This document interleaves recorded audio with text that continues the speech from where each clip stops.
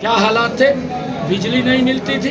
भूपेंद्र सिंह हुड्डा रैलियों के अंदर घोषणा करता था कि हमें वोट दें, हम 24 घंटे लाइट देंगे। क्या 24 घंटे लाइट दी? पूछना चाहिए। आप क्यों कहते झूठ बोलते हैं, क्यों लोगों को बरगलाते हैं?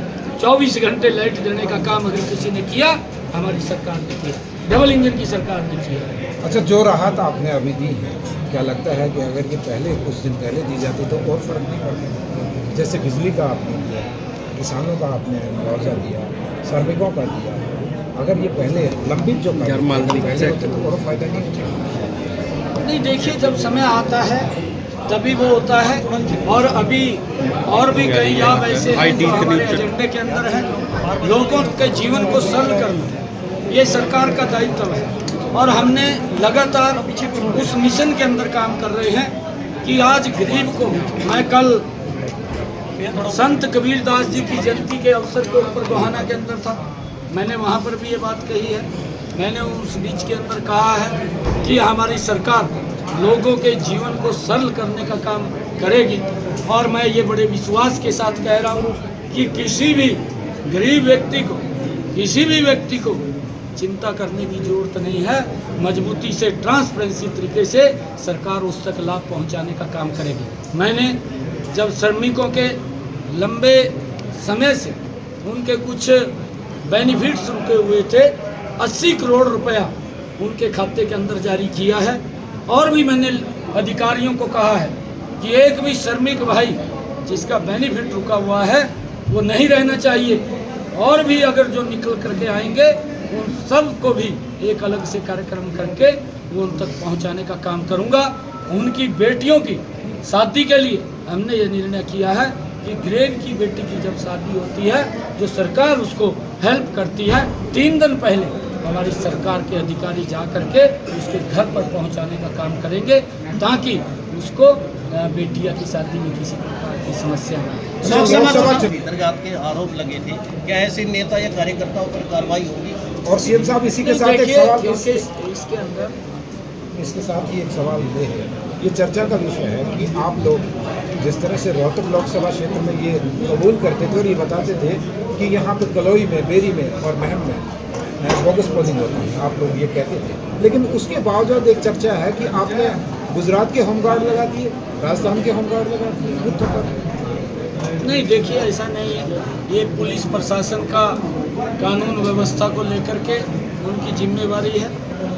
यहाँ सीआरपीएफ भी आती है, यहाँ अन्य स्टेट से पुलिस भी आती है, जितनी उनको आवश्यकता होती है होमगार्ड के जवान भी लगते हैं। और जहाँ पर भी इस प्रकार की घटनाएं आई हैं, वो सारा का सारा डेटा कलेक्ट हो रहा है, और उसके खिलाफ कार्रवाइयाँ भी हुई हैं, FIR भी दर्ज हुई है। और क्योंकि इस प्रकार का बोगस वोटिंग, हम उसका डाटा भी कलेक्ट कर रहे हैं, वो भी चुनाव आयोग को हम शेयर करेंगे कि ऐसे जो बोगस वोटिंग है वो डिलीट हो जाए। उसके लिए भी हम लगातार उसको देख रहे हैं और मंगवा रहे हैं, ताकि इस प्रकार की बोगस वोटिंग का कोई डेथ हो गई है, वो डेथ का उस लिस्ट से नाम कट जाए, और या किसी ने डबल वोटिंग बनाई है उसकी भी जांच करके वो सारा। क्या किसानों का कर्ज माफ होगा? क्योंकि भूपेंद्र सिंह हुड्डा कह रहे हैं उनकी सरकार आती सबसे पहले कर्ज माफ होगा और बिजली का बिल। देखिए, भूपेंद्र सिंह हुड्डा, एक कहावत है हरियाणा की, कियावा चुकी डूमनी गावाड़ पताड़, हुड्डा साहब ही बाड़ पताड़ कर रहे हैं, जो उसके मुंह में आ जा वो उसने बोल दिया। परंतु उसको समय दिया था, थोड़ा समय नहीं दिया था, 10 साल का समय दिया था। उसने कौन सा कर्ज माफ़ किया, कौन से बिजली के बिल माफ़ करे हैं? अरे आज तो इस प्रकार की बातें कर रहा है, और फिर झूठ बोल करके तो वोट लेने का काम करता है। इनके पास कोई बताने के लिए कुछ नहीं है, ये तो झूठ बोल करके लोगों को बरगड़ा करके कि हम आएंगे, हम आसमान के तारे तोड़ कर ले देंगे, हम आएंगे, हम वहाँ से ले करके ये कर देंगे, परंतु कुछ नहीं करना। स्वयं भ्रष्टाचार के ये लोग जब भी आते हैं, भ्रष्टाचार बढ़ जाता है, बड़े बड़े किसानों की ज़मीन उड़क करके वो दामाद को खुश करने के लिए उनके पास भेजने का काम करते हैं। ये पूरा हरियाणा प्रदेश जानता है, और हरियाणा प्रदेश के लोगों ने ये मन बनाया है क्योंकि भूपेंद्र सिंह हुड्डा को इस बात का भी ध्यान रहना चाहिए, जब करनाल से विधानसभा की सीट निकली थी तो यही लोग थे जो कह रहे थे कि भाई सारे दल इकट्ठे हो जाओ।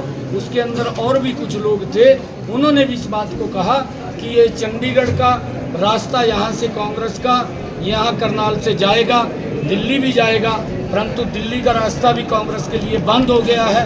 अभी भी कांग्रेस पार्टी 3 डिजिट क्रॉस नहीं कर पाई, मात्र 2 डिजिट के अंदर ही लंबे समय से खड़ी है, नरेंद्र मोदी जी के नेतृत्व में खड़ी है। और विधानसभा का भी रास्ता हरियाणा के लोगों ने, करनाल के लोगों ने ये दिखा दिया है कांग्रेस को कि वहाँ पर तो कमल का फूल ही जाएगा, भारतीय जनता पार्टी का व्यक्ति जाएगा, ये उन्होंने तय कर दिया है। और ये अब तो आड़ पताड़ कह रहे हैं।